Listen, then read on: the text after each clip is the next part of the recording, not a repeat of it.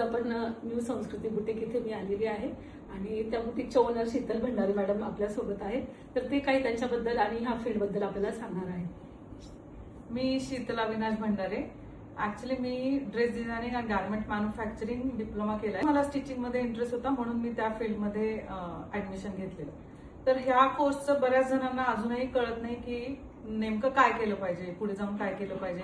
Degree केलं पाहिजे कीच बुटीक टाकू शकतात आणि बुटीकचं बेनिफिट काय आहे की तुम्ही गावात पण टाकू शकता. म्हणजे एकदम तुम्ही याला खेडेगावात दिलंय.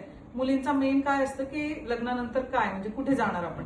तर तुम्ही गावाकडे गेले तरी तिथे चालणारा बिझनेस आहे. तुम्ही सिटीत गेले, मेट्रो सिटीत गेले, कुठेही गेले तरी पण कपड्यांची तेवढीच नीड आहे. फक्त ते परफेक्शन, त्याचं क्वालिटी जर तुम्ही मेंटेन केलं, तुमचं डेडिकेशन असेल, तुमचं हार्डवर्क करायची तयारी असेल तर तुम्ही हे कुठेही स्टार्ट करू शकता.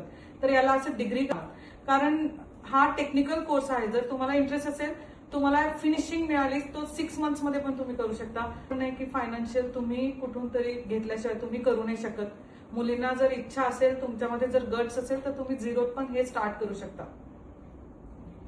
आणि आता जे कॉम्पिटिशन आहे सध्या मार्केटमध्ये, तर त्या कॉम्पिटिशनमध्ये ह्या करिअरचा, ह्या ऑपॉर्च्युनिटीचा कसा उपयोग होईल?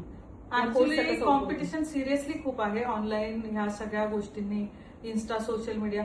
त्याचं प्लस मायनस दोन्ही पण आहे. त्याच्यात जर आपण उतरलो तर आपण पण त्याच्यामध्ये टॉपला जाऊ शकतो आणि जर आपण ते घेतलं की त्याच्यामुळे आपण मागे पडू असं नाहीये. त्याचा उपयोग करून आपण पण पुढे जाऊ शकतो. कारण ते तुम्ही कसं दाखवता ना त्याच्यावर आहे. आणि मेन ऑनलाईन नसेल तर आपण सर्व्हिसवर खूप मॅटर करतं. म्हणजे तुम्ही कसं लोकांना सर्व्हिस देताय, की तुम्ही फिनिशिंग कसं देताय, त्यांना फिटिंग कसं देताय, कस्टमरला तुमचं किती समजतंय. म्हणजे जसं डॉक्टर असतं की त्याला फिजिकली सगळं कळतं, तसं आपल्याला पण ह्या फील्डचं डॉक्टर सारखं सगळं समजलं पाहिजे की यांना कोणत्या टाईपचं पॅटर्न सूट होणार आहे. हे सगळं जर दिलं तर कस्टमर पण एकदम ब्लाइंड फेथ, ब्लाइंड ट्रस्टवर आपल्याकडे ऑर्डर देतात. आणि ऑर्डर्सचं सिरियसली मी आता इतकं कमी पडली आहे ना की मॅन पॉवर कमी पडतीये, इतके जास्त ऑर्डर आहे कस्टमाइज.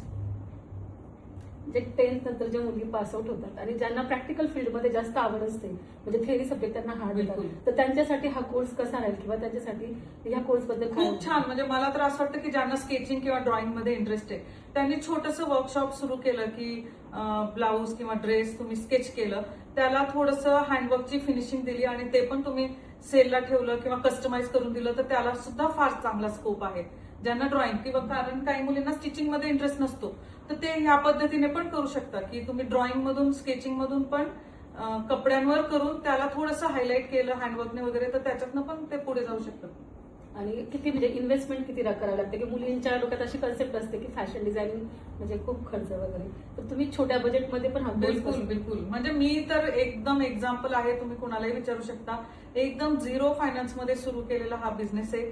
त्याच्यामुळे मी तर म्हणेन की तुम्हाला कुणाकडनं काही घेण्याची पण गरज नाही. अगदी तुम्ही 5 पीसने पण सुरू केलं पण ते तुम्ही कसं प्रेझेंट करता त्याच्यावर खूप आहे. आणि ते हार्डवर्क आणि तेवढं पेशन्स पण पाहिजे की असं नाही की तुम्हाला लगेच काय मिळेल, लगेच नाहीच मिळेल.